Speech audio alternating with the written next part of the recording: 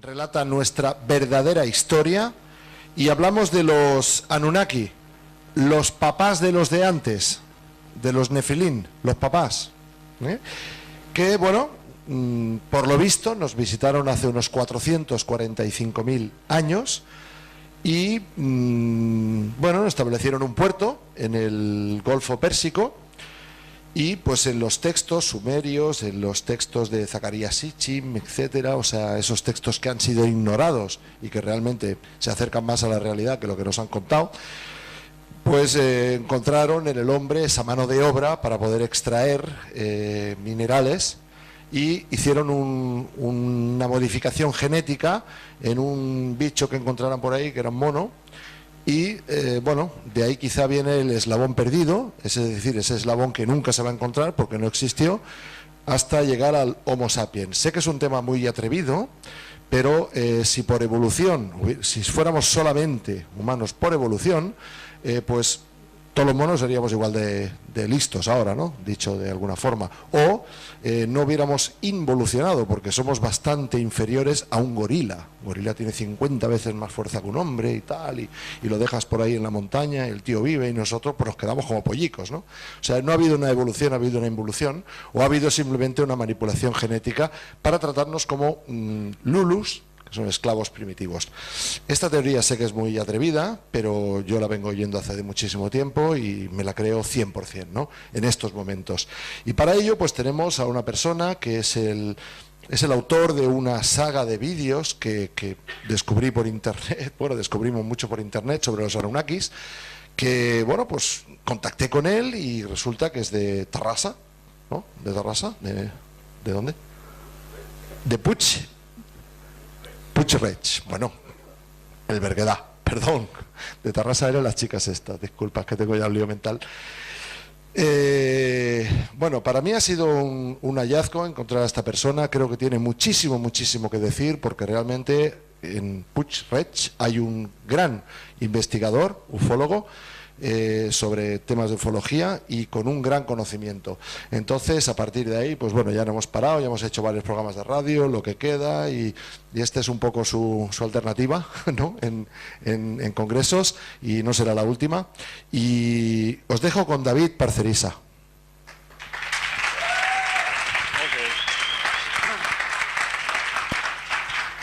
El tema que vamos a hablar, sin duda, es bastante antisistema, bastante alejado de las versiones oficialistas. Es un tema que, lógicamente, abarca muchos aspectos de arqueología, astrología, ciencia, historia, pero como epicentro de todo ello está el ser humano, porque vamos a hablar del origen de nuestra especie como civilización y como raza. Yo soy de los que piensan que en el pasado residen las claves para comprender el desarrollo de los acontecimientos de nuestro presente y futuro. Aquí el protagonista de esta historia son estas tablillas, unas tablillas de origen sumerio que datan de una antigüedad de unos 6.000 años, pero los acontecimientos que se narran en dichas tablillas son muchísimo más antiguos, como veremos a continuación. Se podría decir que todo empieza el 9 de noviembre de 1845, cuando el arqueólogo británico Austen Layard inicia sus excavaciones en el palacio del rey Asurbanipal, en la capital asiria de Nínive. Este rey era un señor muy culto, tenía una gran biblioteca. Layard encontró en su interior 25.000 tablillas de arcilla con lenguaje cuneiforme. En esas tablillas había revelaciones de todo tipo. Leyes, decretos, tratados de astronomía, de astrología. Y un relato que nos obligaría a reescribir la historia tal y como la conocemos, o tal y como nos la han contado, que yo honestamente tengo que decir que me parece una verdadera chapuza y un insulto a la inteligencia humana. O sea, nos toman por imbéciles. Esa yo creo, mi verdad al menos, en la que uno empieza a investigar y a profundizar y se da cuenta del papel predominante que han jugado ciertas religiones en el mundo en este proceso de encubrimiento de nuestros orígenes extraterrestres. Entonces, bueno, antes de seguir al hilo de la historia, quisiera matizar algo que considero muy importante, que es la aportación sumeria en nuestra propia cultura. Desde el sistema sexagesimal, con el que medimos los ángulos y las distancias, hasta las bases mismas de las matemáticas, son un legado sumerio. Y un tema que a mí particularmente me toca muy de cerca, que es la astrología. Llevo unos 20 años practicándola y desde siempre me he preguntado cómo es posible que nuestros ancestros, en este caso los sumerios, a ojo desnudo, sin tecnología espacial ni telescopios, fuesen capaces de configurar la bóveda celeste y dividir sus 360 grados en una sectorización de 12 signos del zodiaco de 30 grados cada uno, y además con todo el aporte de conocimiento astrológico, en el sentido de, bueno, el sentido más simple. Este planeta produce tal efecto energético en el hombre, este otro planeta produce tal efecto a nivel mental. O sea, me parece una locura que a ojo desnudo, con la simple contemplación celeste, viendo 4 estrellitas ahí apuntando, esos puntitos en el cielo, hayan sido capaces los sumerios de crear las ciencias celestes. Y efectivamente, yo estoy convencido de que la astrología o la astronomía, que antiguamente era prácticamente lo mismo, no son de este mundo, no proceden de nuestra realidad terrestre. No lo dice solo Sitchin, sino muchos otros autores, como por ejemplo el profesor Otto Neugebauer. Nos dicen que los sumerios no solo conocían la existencia de todos los planetas del sistema solar,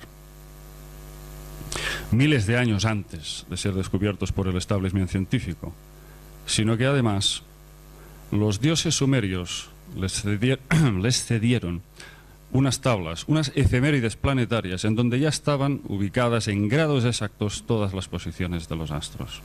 De ahí empezaron a desarrollar las ciencias celestes. Hay que decir también que los primeros astrólogos de la historia aprendieron sus primeras lecciones subidos en lo alto de unas enormes torres de observación llamadas zigurats. De ahí surge todo el conocimiento. Y lo siento mucho por los amantes de la astronomía, pero ciertamente la astrología antiguamente estaba muchísimo más, se le daba muchísima más importancia. Y es que, bueno, yo pienso que es así. La astrología es una ciencia que nos acerca mucho más a nosotros mismos, a nuestra propia esencia, y nos ayuda a comprender qué interacción tenemos con el cosmos, con los astros, y cuál es nuestro papel y función en el universo. Creo que la astrología es una ciencia superior a la astronomía, porque la astronomía, vale, es muy bonito, está muy bien, estudia la composición y los elementos físicos que constituyen estos cuerpos celestes, pero insisto que la astrología es muchísimo más profunda, va mucho más allá.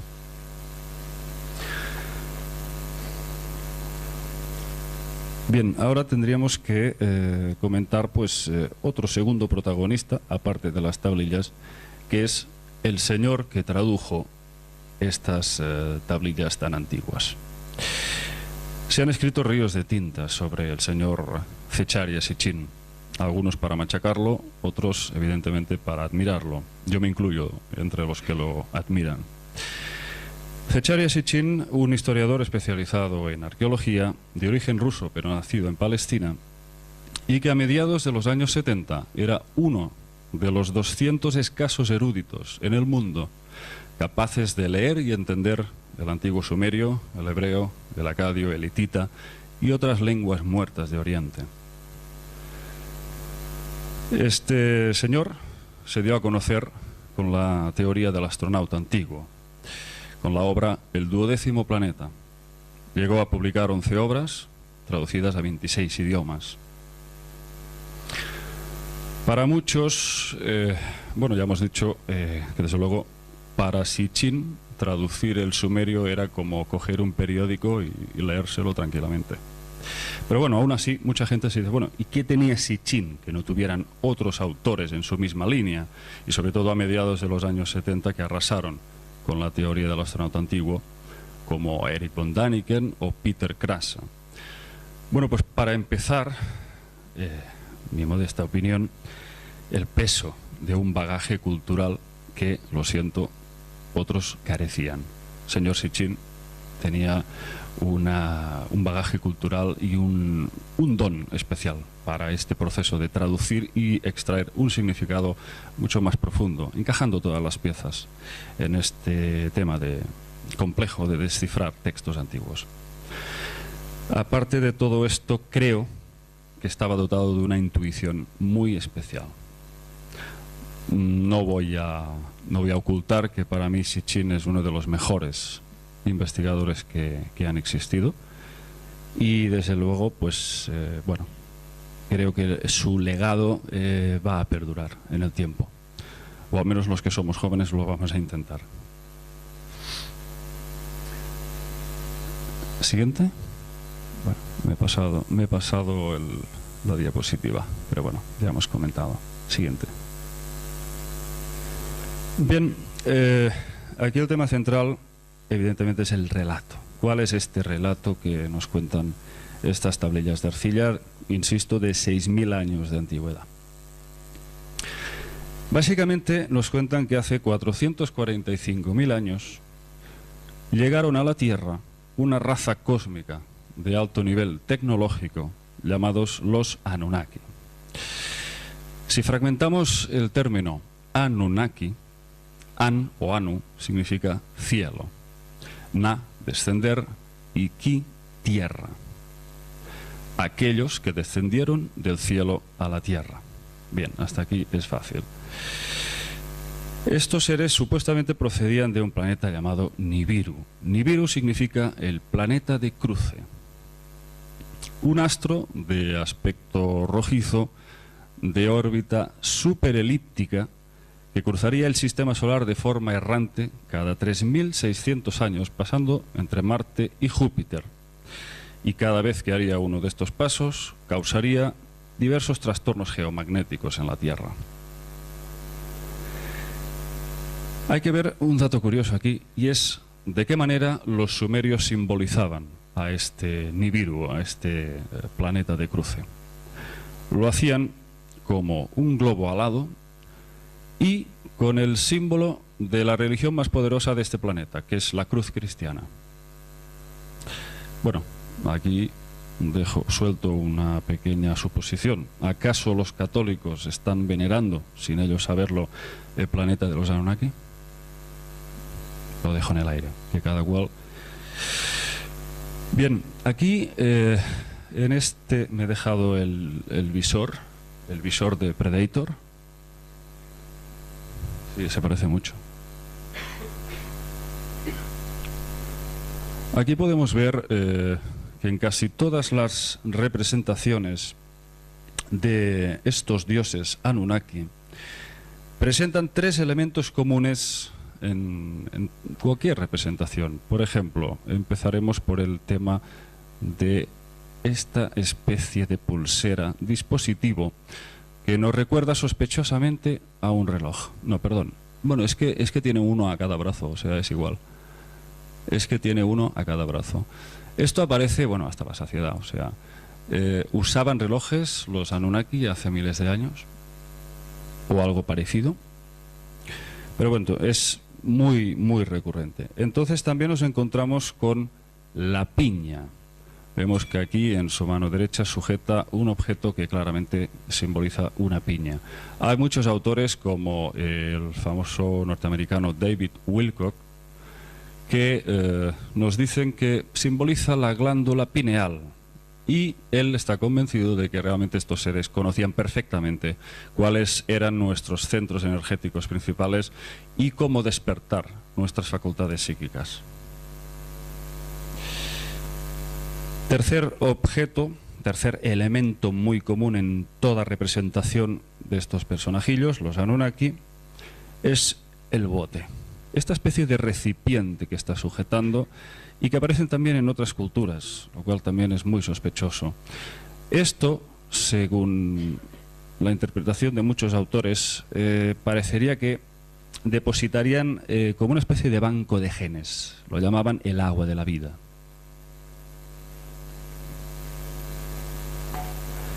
Bueno, aquí está la madre del cordero.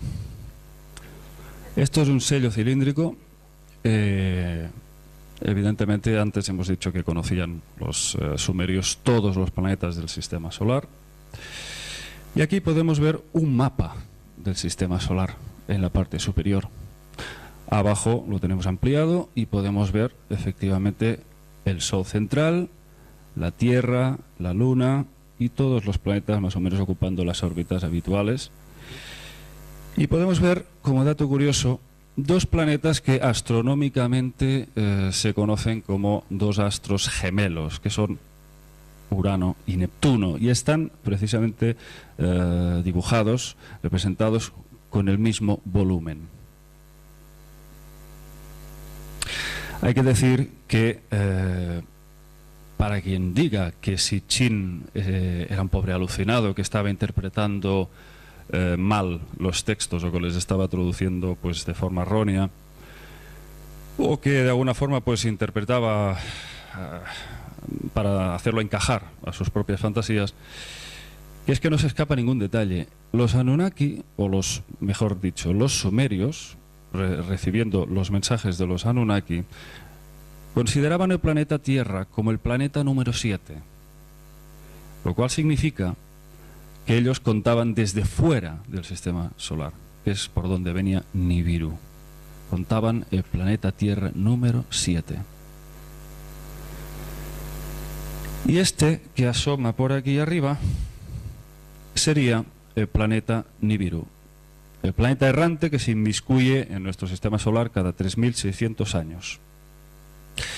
Siguiente cuestión: ¿por qué vinieron esta raza de seres, los Anunnaki, a nuestro planeta? ¿Qué es lo que vinieron a buscar? Bueno, pues parece muy sencillo, pero es bastante complejo. Aquí no todos los investigadores se ponen de acuerdo. Pero bueno, básicamente vinieron en busca de oro, pero no como un tema de ostentación o de lujo. Lo necesitaban para su propia supervivencia. Supuestamente las propiedades que tenía el oro les eran útiles para reparar la atmósfera dañada de su planeta Nibiru. Se han postulado un montón de teorías para averiguar a qué se debía esta degradación de su atmósfera, ¿no? Hay quien dice que hubo una especie de guerra civil entre los propios Anunnaki, que acabó con una guerra nuclear, y eso deterioró la atmósfera. Otra posibilidad que se estuvo barajando incluso el propio Sitchin durante muchos años es que debido a una industrialización excesiva, pues bueno, se encontraran estos seres en el mismo proceso en el que nos encontramos nosotros ahora, que nos estamos cargando el agujero de ozono. Sin embargo, Sitchin encontró nuevos textos que recopiló en un libro llamado El libro perdido de Enki. En esta obra se explica bastante detalladamente que los elementos que verdaderamente constituían la atmósfera de Nibiru eran, y esto va a sonar incluso ridículo, eran erupciones volcánicas. Los gases que emitían estas erupciones volcánicas conformaban la atmósfera de Nibiru. Debido a una época en la que empiezan a disminuir estas erupciones volcánicas, empieza a deteriorarse la atmósfera, empieza a debilitarse. El caso es que, evidentemente, el problema es que con una atmósfera tan deficiente estaban expuestos a los rayos cósmicos o al flujo ultravioleta del hipotético Sol que hubiera en su otro sistema planetario, porque es que realmente se dicen muchas hipótesis, pero nadie sabe nada. Nadie sabe nada al 100% sobre dónde está ubicado Nibiru y si realmente viene para acá, y que si es el 2012 y que si va a ser el fin del mundo. Entonces todo esto son teorías que se van barajando, pero nadie sabe de momento astronómicamente y con datos precisos dónde se ubica Nibiru. Tan solo podemos barajar hipótesis en base a estos textos antiguos que nos dan bastantes datos, pero no sobre su ubicación. Bueno, el caso es que esta gente idearon un sistema a través del cual pulverizaban el oro en partículas en suspensión en su estratosfera, para de este modo crear una especie de capa protectora. Para quien le pueda resultar absurdo esta posibilidad, les voy a decir que no solo no es absurdo, sino científicamente viable. Tan solo hay que conocer las propiedades que tiene el oro. ¿Otra? Bien, aquí las tenemos. El oro es el metal más dúctil y maleable que existe, resistente a la oxidación del aire e inmune a la mayoría de agentes químicos.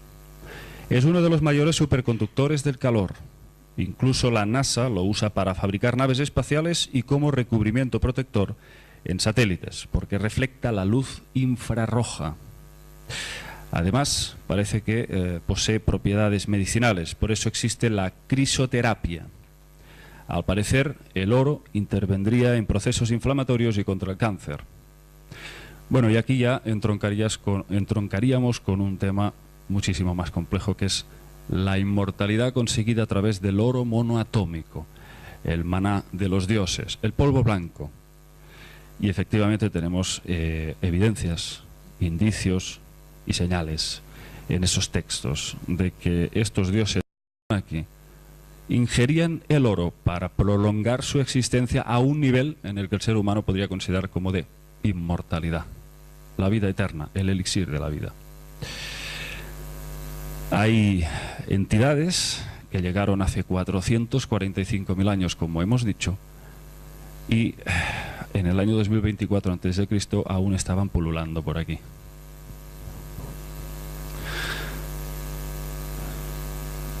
Ok. Bien, para conocer un poco el significado profundo de este relato, es importante conocer un poco a sus protagonistas. En el panteón sumerio figuran 23 deidades Anunnaki. Estos que vemos aquí, Anu, Enlil y Enki, pertenecen a la primera triada de dioses sumerios. Para empezar por el de arriba, Anu era el soberano de Nibiru, el máximo monarca y padre de todos los dioses que vinieron luego. Bueno, más que padre, también abuelo y bisabuelo, evidentemente.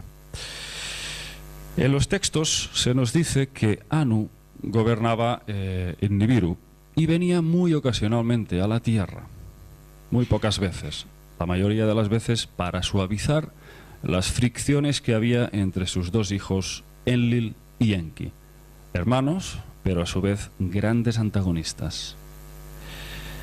Estos dos se llevaban a matar. Bien, para empezar, como digo, Enki y Enlil eran dos hermanos que, bueno, pues, se llevaban una rivalidad ya desde su infancia, en una lucha, en una pugna por conseguir la sucesión al trono. Enki, el que tenemos a la derecha, era algo así como un científico y brillante genetista. También es conocido como lo que podríamos llamar ahora un ingeniero marítimo, también llamado Ea, o sea, aparte de Enki también lo llamaban Ea, que sería también el señor de los mares y las aguas. Pero cuando Enki es enviado a la tierra, obtiene el título de el señor de la tierra. Es lo que significa la palabra Enki. Bien, el caso es que, digamos, era un especialista en reconducir ríos y embalses. Era un dios benévolo que provisionaba a los pueblos sedientos de la tierra de lagos y embalses. Era una entidad que le gustaba realizar experimentos siempre para mejorar las condiciones de vida de su entorno. Era una entidad que amaba la vida y, digamos, se podía resumir como el hermano progre, que siempre estaba, digamos, preocupado para la evolución, para acelerar también la evolución. Enlil, en cambio, era una mente militar. Era algo así como una especie de dictador fascista, un canciller militar y comandante en jefe de la misión en la Tierra. Enlil no solo odiaba al hombre, sino que además quería deshacerse de él a toda costa y por cualquier medio. Y además le temía al ser humano. Bien, aquí desde luego estamos viendo lo que sería, pues, un ángel y un demonio. Nos tocó la mala suerte de ser al final gobernados por el lado...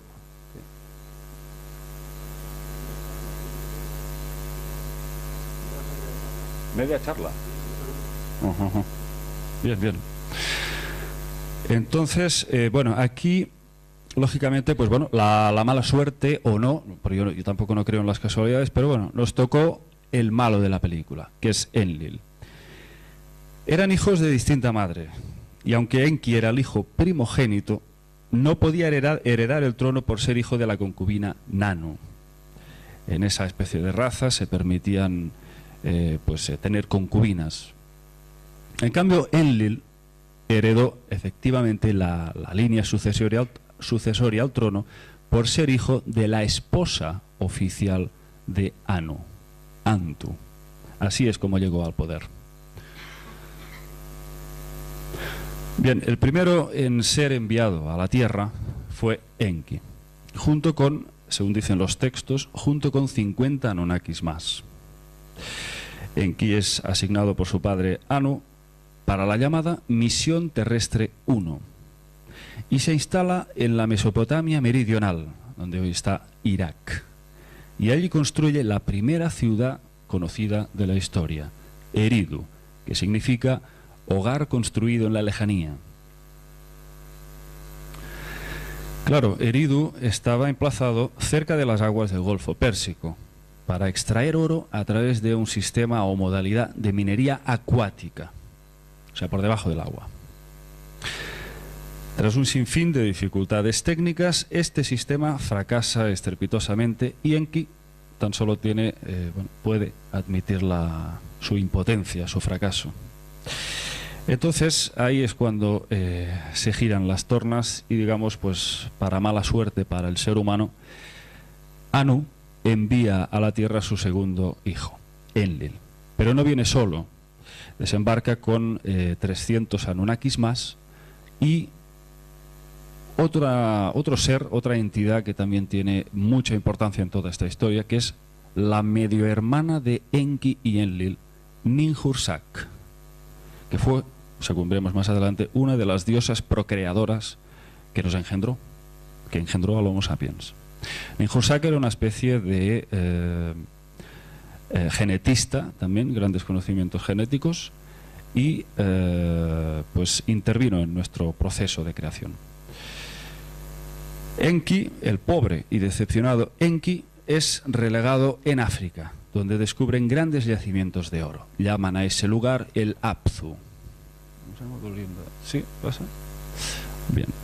El Apsu, que significa la fuente primordial, en el sentido de las grandes cantidades de oro que encuentran bajo tierra.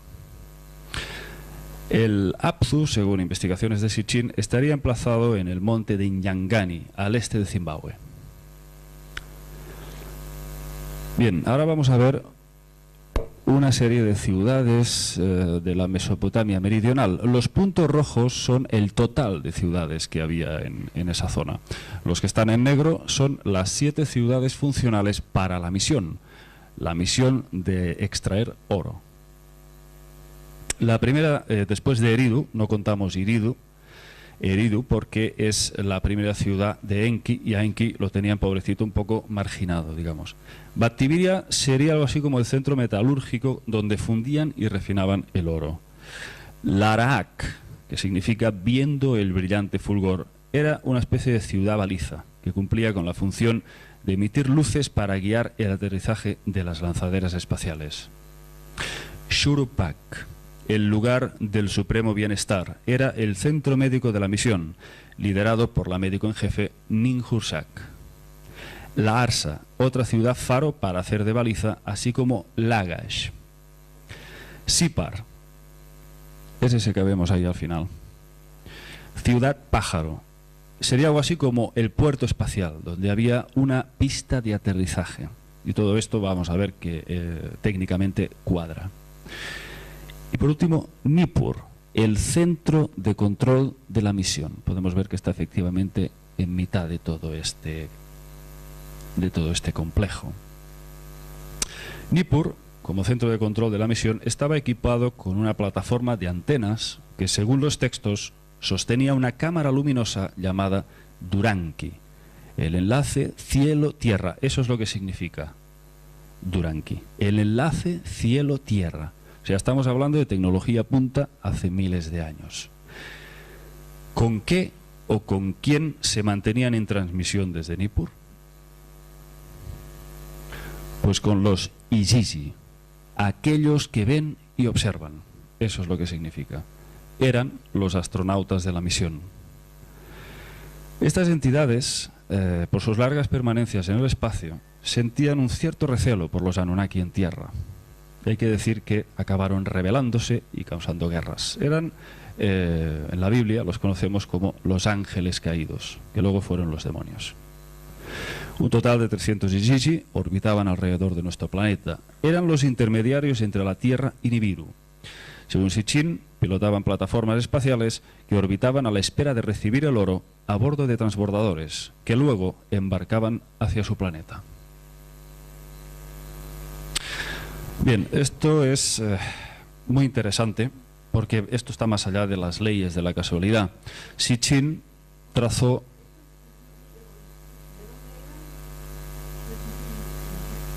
Los Igigi eran los astronautas de la misión. Eran también Anunnakis, sí. Bueno, es complejo el tema, pero bueno, sí, se podría decir que eran de la misma especie.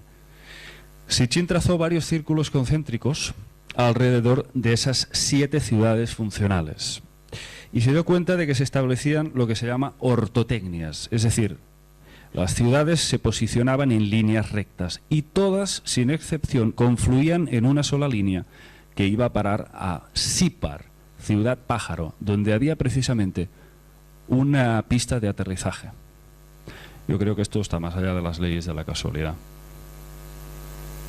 porque tiene una funcionalidad técnica en un complejo de estas características.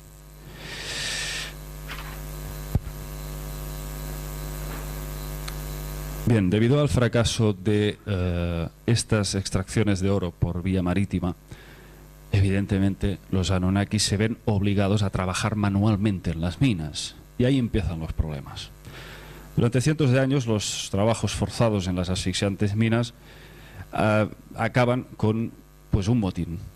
Se rebelan contra sus superiores y incluso la situación llega a estallar un consejo de guerra. Dicen, somos astronautas, no mineros. Somos seres demasiado orgullosos para este tipo de labores tan humillantes. Entonces, de alguna forma, Enlil, que hemos dicho que era el comandante en jefe de la misión, con mano firme lo que quiere es descubrir cuál ha sido el instigador de esta revuelta para castigarlo con la pena de muerte, para que sirva de ejemplo a los demás y, evidentemente, todos sigan pues obedeciendo las órdenes de sus superiores. Pero estos mineros Anunnaki se mantienen firmes y desafiantes y no permiten que, desde luego, les desvíen de su objetivo. Su objetivo es el cierre total de las minas. Se niegan a seguir trabajando en ellas. Finalmente se dirigen en tropel a la residencia de Enlil, queman las herramientas de las minas y exigen ya de una vez por todas la suspensión total de las minas. A tal situación llega este problema que Anu, desde Nibiru, recibe la noticia y no tiene más remedio que acudir a la Tierra para ver cómo solucionar el asunto. Escucha las quejas de los mineros y no le queda más remedio que darles la razón. Pues sí, la verdad, lo estáis pasando muy mal y esto, pues bueno, no puede seguir así. O sea que al final se ordena el cierre total de las minas. La misión está suspendida, pero claro, los Anunnaki siguen necesitando el oro. ¿Cómo vamos a hacerlo? Organizan una asamblea extraordinaria y empieza el debate, empieza el show. Entre estos altos mandatarios Anunnaki se alza de pie Enki, el bueno de Enki, que siempre está pensando a ver cómo mejorar las condiciones de vida. Y les dice, bueno señores, les planteo una alternativa. Vamos a crear un Lulú, un esclavo primitivo. A través de mis conocimientos en ingeniería genética, pues realmente podemos hacer un híbrido entre ellos y nosotros. a través del Homo erectus, porque Enki llevaba ya mucho tiempo haciendo experimentos por su cuenta, hasta que llegó lo del motín, que fue el momento adecuado en el que él dijo: podemos tirar adelante este proyecto. Pero él ya conocía, había hecho, digamos, una búsqueda de registros fósiles en el tema, pues, de los diferentes eslabones del hombre de Cromañón, el Australopithecus, etcétera. En esa época, en el sudeste de África, estaba el Homo erectus vagando ya por ahí. Y él, digamos, pues ese ser fue la diana perfecta para hacer ese tipo de experimentos que ellos querían.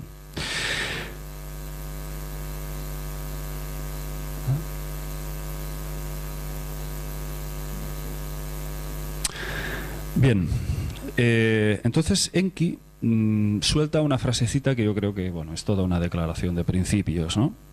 Dice literalmente: en el sudeste africano vaga un ser que podría ser entrenado para realizar tareas en las minas si la marca de los Anunnaki fuese implantada en él. Los altos mandatarios aprueban la sugerente idea y le dan el permiso para manipular los genes de los homínidos de la Tierra y crear esa especie híbrida. Le dicen: crea un Lulú y deja que sufra el yugo de los Anunnaki. Vamos a meterle ahí sobre los hombros todo el peso de la responsabilidad de nuestros trabajos. Evidentemente, esta decisión, este experimento, no está exento por parte de los Anunnaki de sufrir un cierto temor, un miedo a jugar a ser dioses. No saben, no prevén cuáles serán las consecuencias de este experimento.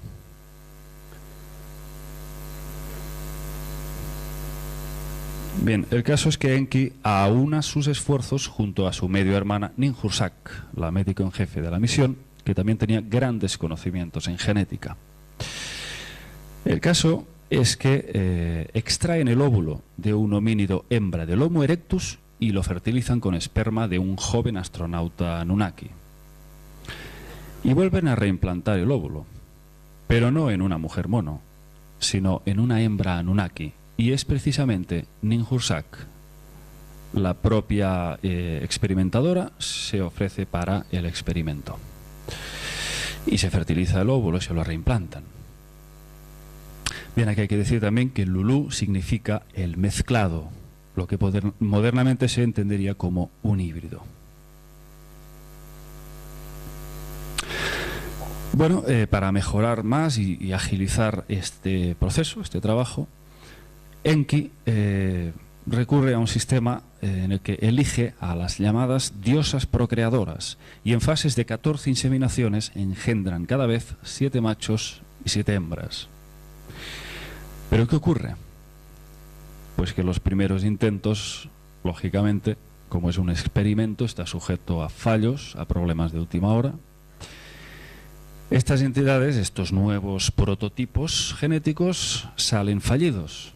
Nacen hombres deformes, con brazos más largos que las piernas, cráneos deformados, hombres que no retienen la orina, un desastre. Y cuando por fin dan con el prototipo físicamente saludable, luego resulta que son mentalmente retrasados, les salen tontos. No tienen capacidad siquiera de manejar las herramientas correctamente para trabajar en las minas. No tienen capacidad mental. Bueno, hay que sumarle a todo eso el hecho de que los Anunnaki maltrataban a estos nuevos prototipos. Enki estaba indignado. Él, evidentemente, era un ser espiritual, benévolo. Le gustaba, pues, el respeto por la vida. Como venganza, se dijo a sí mismo: pues voy a hacerlos más listos y más longevos. Vamos a profundizar más en el material genético y vamos a perfeccionarlo. Y sobre todo, si antes vivían pues una birria de años, un par de décadas, ahora vamos a hacer que vivan alrededor de unos 600 años como promedio.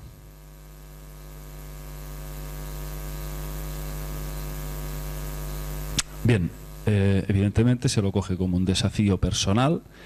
Enki se obsesiona, se obceca con el tema y se encierra en una estancia llamada Shi-Im-Ti, que se traduce como la casa donde se insufla el viento de la vida.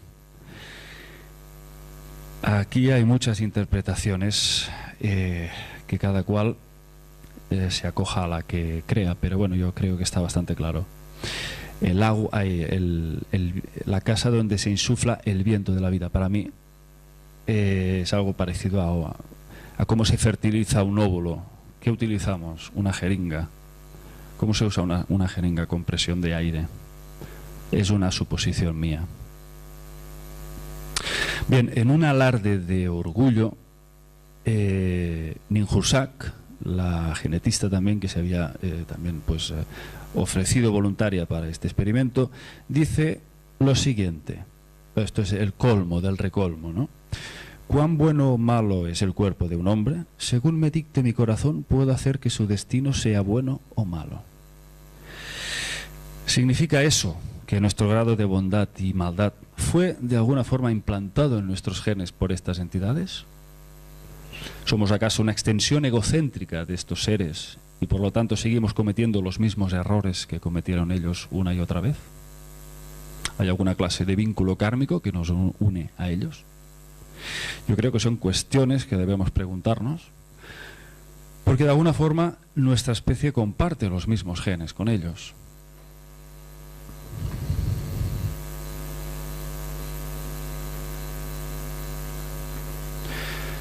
Bien, en los textos también encontramos datos bien curiosos e interesantes. Por ejemplo, se dice que obtienen de la sangre el teema, algo así como aquello que alberga y fija la memoria, lo que se podría traducir como genes. En los textos citan también al shiru, aquello que fija, lo que equivaldría al esperma. Y por cierto, parece ser que el propio Enki utilizó su propio esperma para crear a este nuevo ser, a este nuevo engendro, que en teoría tenía que ser superior a estos primeros intentos fallidos. Bien, aquí tenemos pues una imagen que la verdad yo creo que debería de ser como para conmocionar a la opinión pública, porque estamos hablando del momento en que surge este nuevo ser. Ninhursag alzando en brazos a este nuevo ser y gritando: lo he creado, mis manos lo han hecho. Creo que esto da una declaración de principios. Bien, y surge el llamado Adapa, o también Adamo, que significa el único, el primer hombre. Por cierto, el Homo sapiens sapiens actual no le llega ni a la suela de zapato de este ser. Este ser parece ser que era muchísimo más perfeccionado genéticamente, mucho más inteligente, con muchas más capacidades que el hombre actual. Y para los que profesan la hegemonía de la raza blanca, no les gustará saber que Adapa, según es descrito en los textos, el color de su piel era de un rojo oscuro. Eso significa que la raza blanca vino mucho después. Adapa, evidentemente, resulta ser una versión tan mejorada del prototipo original que sus capacidades intelectuales llegan a oídos del soberano Anu. Y este se ve seducido, tiene curiosidad para conocerle personalmente, de forma que pide que se lo lleven a Nibiru para que comparezca ante el rey. Pero antes de que Adapa embarque en una nave rumbo hacia Nibiru, evidentemente en los textos no dice una nave espacial ni dice un prototipo aéreo así, te lo dice como un carro volador. Utilizan símiles que se parezcan a aquello que en esa época, en ese momento tenían, más familiar. Entonces, ¿pasas? Enki tiene miedo de que cuando su creación, su hijo, Adapa, sea llevado a Nibiru, lo lleguen a exterminar. Evidentemente, Enki supuso que tratarían a Adapa como una especie de juguete. En el caso de que no les gustara, lo romperían. De modo que le dijo con estas palabras: si te ofrecen el pan de la muerte, no lo comas. Si te ofrecen el agua de la muerte, no la bebas. Bien, Adapa, desde luego, se lo toma en serio, le va la vida en juego. Una vez ante el rey Anu, Adapa le hace una exhibición fantástica, magistral. Empieza a recitarle versos y poesías que Enki le había enseñado. Entonces, fascinado, el soberano de Nibiru le pide que, por favor, le exige que se quede a vivir en Nibiru con ellos. Pero para ese fin le ofrecen el pan y el agua de la vida. O sea, le ofrecen todo lo contrario a lo que Enki había previsto. Y claro, Adapa rechaza tomarlo. ¿Qué era el pan y el agua de la vida? Pues la vida eterna. Para que prolongara su existencia junto a ellos. Pero como lo rechaza, es devuelto de nuevo a la tierra sin ser premiado con la vida eterna. Una vez en la tierra... 10 minutos. Uf. Una vez en la tierra es nombrado sumo sacerdote de la ciudad de Eridu. Vamos a comentar que el hombre acaba convirtiéndose en una especie de vehículo para enaltecer el ego de los Anunnaki y lo llegan a explotar sexualmente. Hombres, mujeres y niños se convierten en un juguete para satisfacer sus caprichos. Pero esto va más allá y empiezan a crear una estirpe de humanos con sangre pura de los dioses. Lo que David Icke llama los bloodlines, humanos con una genética reptiliana que perpetúan a través de puestos de poder. Solo estos linajes divinos son nombrados sacerdotes, faraones, monarcas y son colocados en lo alto de la pirámide del poder.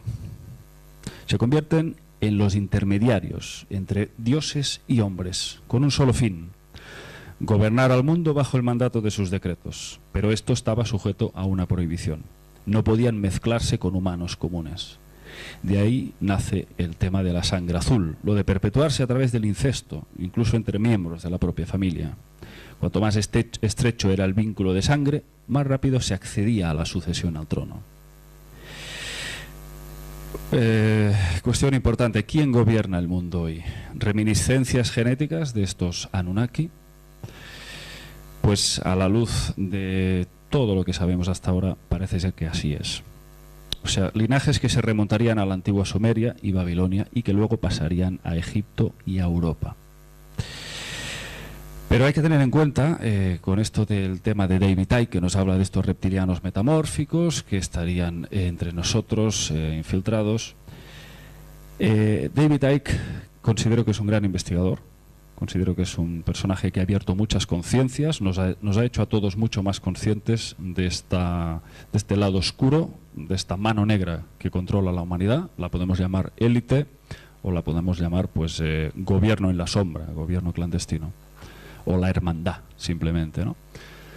El caso es que, vale, yo estoy de acuerdo en que hay entidades que nos controlan, nos dominan, absorben nuestros sufrimientos, se alimentan de la negatividad que emitimos. Pero David Icke comete un acto de bastante irresponsabilidad, con todo el respeto, y es que mezcla el tema de los dioses antiguos, o sea, los coge todos y los mete en el mismo saco, sin diferencias. Estamos hablando de entidades positivas aquí, estamos hablando de Enki, un ser benévolo, que hizo que el hombre fuera el depositario del conocimiento espiritual. Entonces, ¿de qué estamos hablando? David Icke ha demonizado bastante todo esto, los considera como demonios. Y yo creo que eso es una irresponsabilidad importante. ¿Qué estamos haciendo? ¿Estamos investigando o estamos aquí diciendo a ver quién la dice más gorda? ¿Quién la dice más espectacular? Yo creo que es importante que nos ciñamos a las pruebas, a las evidencias, para que lleguemos a la verdad.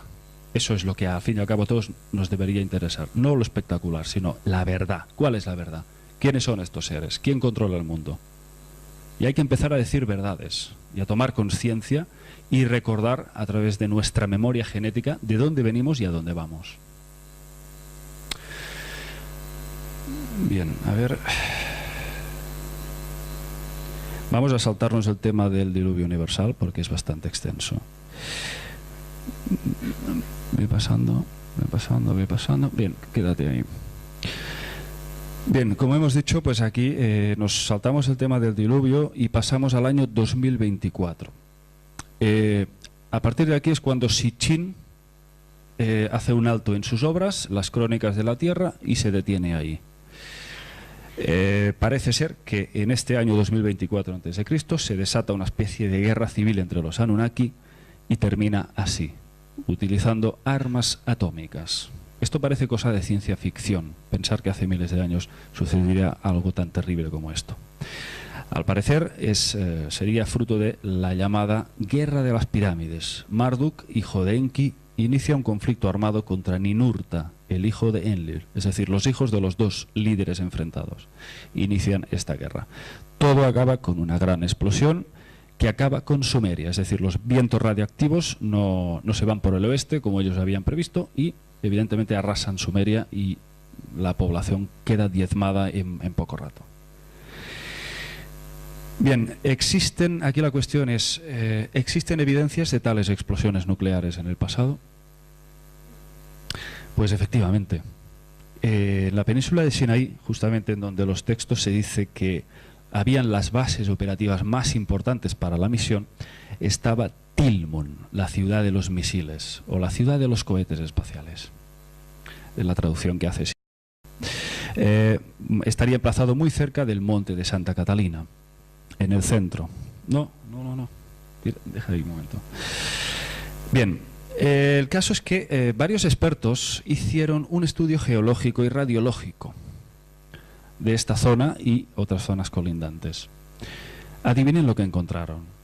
No solo altos niveles de isótopos de uranio 235, sino restos de rocas quemadas y ennegrecidas, esparcidas por todas partes. Y dichas rocas habían estado expuestas a un calor extremo, que solo se puede explicar bajo el efecto de una radiación nuclear.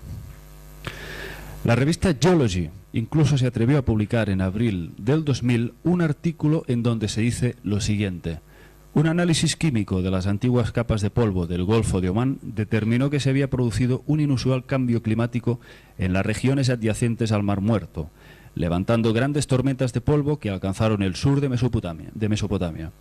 Un extraño y dramático evento que tuvo lugar en torno al año 2025. Sitchin había fechado esta tragedia en el 2024. Creo que se acercó bastante. Bien, me dicen que tenemos muy poco tiempo. Pasa. Bien, esta era la diosa Ishtar. Podemos ver al lado un prototipo creado por la NASA, el Jetpack, que funciona con peróxido de hidrógeno. Así es como yo creo se puede explicar la propiedad que tenía de elevarse en el aire y volar. Los sumerios así lo relataban. Pasa. Bien, aquí tendremos que saltarnos la parte más importante de esta charla, que es quiénes son realmente los Anunnaki. ¿Son seres humanos como nosotros o estamos hablando de entidades reptilianas como nos dice David Icke o Dan Winter? Yo, desde luego, si tuviera que inclinarme a un lado u otro de la balanza, yo me inclino por los reptilianos, a la luz de todas las evidencias que tenemos. No eran seres humanos. Medían entre 2,5 metros, 4,5. Hay otros expertos que hablan de 6 metros de altura, auténticos gigantes. Tenemos el símbolo del caduceo, que aparte es el símbolo de Enki, y que puede encerrar varios significados, pero no tenemos tiempo para comentar. Bien. Vamos a pasar directamente al final. Bien. Tira y te detienes con el ejército de los Estados Unidos. Dale, aquí, párate aquí. Bien, si todo esto evidentemente pues no es más que mitología, como cree la arqueología oficial, que nos quiere hacer creer que bueno, que estos seres, estos dioses son invenciones, seres incorpóreos, surgidos de la fértil imaginación de nuestros ancestros. Si toda esta historia es un cuento chino, entonces que alguien me diga por qué entre el 10 y el 14 de abril del 2003, en plena invasión de Irak, el ejército de los Estados Unidos saqueó el Museo Nacional de Antigüedades de Bagdad y un 80% de los 170.000 objetos que albergaba el museo fueron robados y destruidos. Eran tablillas, tesoros y estatuillas que nos hubieran revelado mayores detalles de la historia prohibida. Durante el saqueo se produjo un incendio en la Biblioteca Nacional de Bagdad, destruyendo archivos de incalculable valor histórico. O sea, entraron a cañonazo limpio, volaron la entrada con un tanque. ¿Y todo esto para qué? Para no dejar huellas de mitologías y de leyendas. ¿Ya? No, se ha apagado el... no sé qué ha pasado. Se ha apagado el reproductor. De todas formas tenemos que acabar. Tenemos que acabar porque... Bien, pues nada, se ha quedado un poco a medias, pero bueno, muchísimas gracias.